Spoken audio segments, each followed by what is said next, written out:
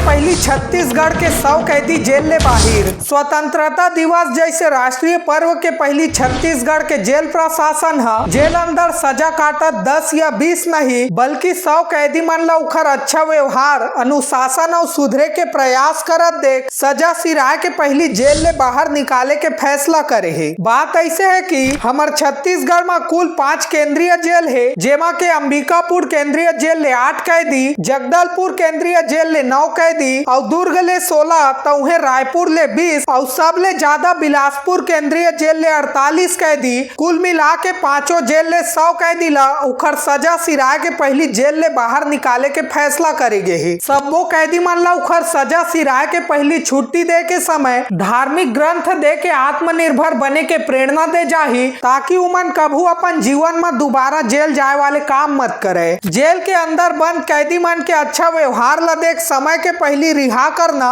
सही है कि गलत, आप मन ला का लगथे कमेंट में जरूर बताहू। और अगर हमार रील अच्छा लगत हो तो लाइक, फॉलो, शेयर घलो कर देहू।